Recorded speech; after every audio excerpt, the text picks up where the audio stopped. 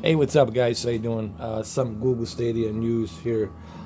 Briefly, let me just mention it to you that now you have the ability to check the updates for Google Stadia. Anything regarding Google Stadia, all you have to do is type in blog.google and then save point, and it's going to show up on the search engine. Basically, they're going to keep you up to date on all the news that are happening regarding Google Stadia. One of the Probably one of the coolest news that came out of Google today was the fact that now you can use your existing Chromecast Ultra. All you have to do is just update the firmware on there, and you're good to go. But do please keep in mind you are going to need a Wi-Fi controller. You're still going to have to purchase this controller to use it. Okay, so you're not going to have to pay 130. You're just going to pay 69 for the controller. I might grab an extra Chromecast Ultra for my QLED television. This is my OLED here. So as you can see, a lot of different things are happening within almost a month. Almost a month. Within a month, a lot has happened with Google Stadia, and for such a short period of time, that's pretty awesome, in my opinion. Okay.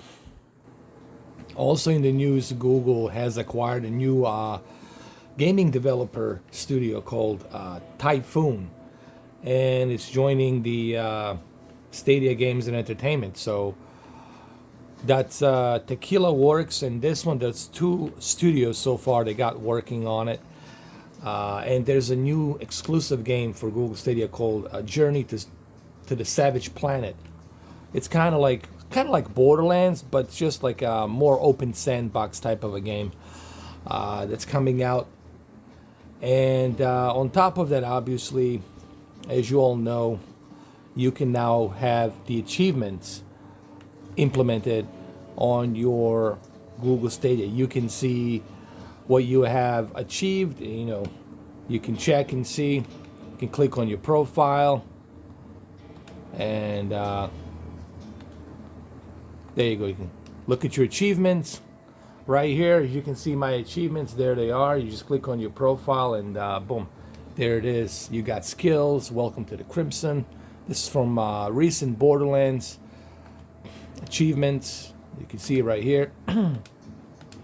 So, guys, I hope you're learning a couple of things from my channel and the way I work. If you look at my channel, if you look at my videos and the way I review things fairly. And that's why I keep telling everybody, the best way to review Google Stadia, it's fairly. Okay? And it's a shame that there aren't other big YouTubers out there doing the same thing. It's a shame that the Digital Foundry is not doing it properly. It's a shame that Young is not doing it properly. It's a shame that the Gamer Nexus is not doing it properly. And I don't want to go through the list of all the other ones out there, but it's a damn shame. A Google Stadia, in my opinion, what it has achieved in 1 month, it's pretty darn good. It's pretty darn good, if you ask me personally. All right. And look just how easily I can switch between the games. I can continue where I left off. I can jump onto the grid and, continue playing.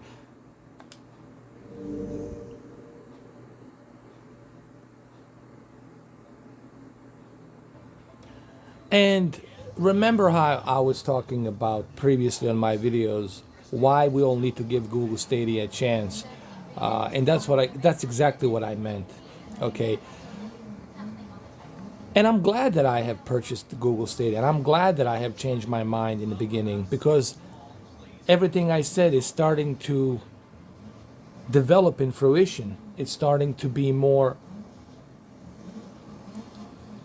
obvious to other people that this is a type of a technology that it takes a patience. Okay, it's something that you need a patience. It's something that you need to wait for it a little bit. No new infrastructure always ran smoothly in the beginning. Even when PlayStation first launched, there were some hiccups and problems. Even when the first original Xbox launched, there were some hiccups and problems. What I meant by that, like the original PlayStation back in '96, It didn't have a bunch of games available until Metal Gear Solid and, of course, Resident Evil and all the other ones came in on the spotlight. So everything takes time, you know, and so same will go for the Google Stadia. It will take time for them to acquire developers, but you have to remember something about the Google Stadia, guys. They have the resources. They have the resources. They're a huge juggernaut of a company, okay? They have more money than God. Silicon Valley, okay? They can acquire what they need to acquire. They can update what they need to update. Why? Because they have the resources to do so. When you have unlimited wealth and resources to do so, then you shouldn't have a problem acquiring what you need to acquire, okay? And a lot of people ask me, what's so appealing to me about Google Stadia? What is the appeal? The appeal is the fact that I can continue where I left off on any device, on my televisions, on my laptops, on my Ultrabooks, on my phones, on my tablets, on freaking all the other devices out there available, that's going to be available in the future. That's what's appealing to me. That I don't have to carry my laptop, or I don't have to carry my PC to another room.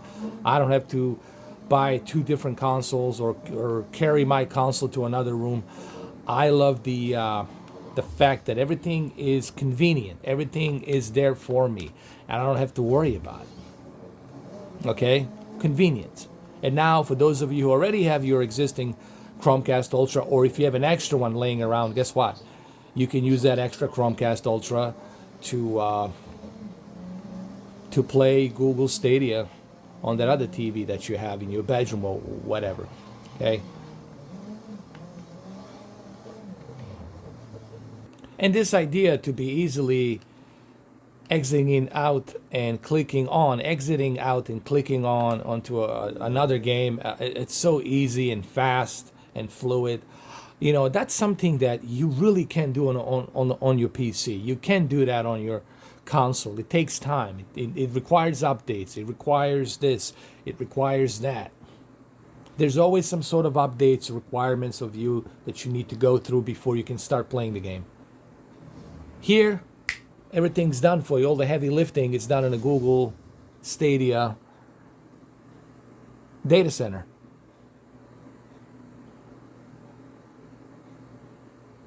You know, and just quickly continue on where I left off. Boom, just like that. No issues. Don't have to wait for any updates. Everything's there for me. Done. Now you are going to need, obviously, a stable internet. Listen, anyone who wants to get into Google Stadia needs to understand, yes, you're going to need a stable internet for this thing. All right? So that should be self-explanatory. I mean, I don't know why do I even have to mention that. That should be very clear for anybody who is thinking about getting into Google Stadia. But once you get that good internet, that it's stable, guess what? You don't have to worry about it anymore. You're good to go. You know, I was recently playing Google Stadia on the Oculus Rift S on the big screen VR, and it's freaking awesome. The idea that I can go ahead and easily, look, there's a goat here, that I can easily go on my Chrome browser, Google Chrome browser, and I can easily click to play this game. To me, that's amazing. Someone told me that this guy looks like Drake, the rapper, hip hop rapper Drake. Listen, guys, this is just the beginning. You will see more and more stuff happening with Google Stadia, and I'm glad that they're pushing forward. I'm glad that they're listening. Some people saying this might have to do with me pushing it a little bit. Maybe, maybe not, but there's other YouTubers out there, okay? I'm not special. There's other YouTubers out there who are putting on a hard work and bringing all the news to the Google Stadia, okay? They're all out there. I just happen to be more outspoken, and of course, with my subscriber list that I have, more people talk about it. So anyway, that's all I have for you guys right now. I hope you enjoy this video, and I'll see you tomorrow. Cheers.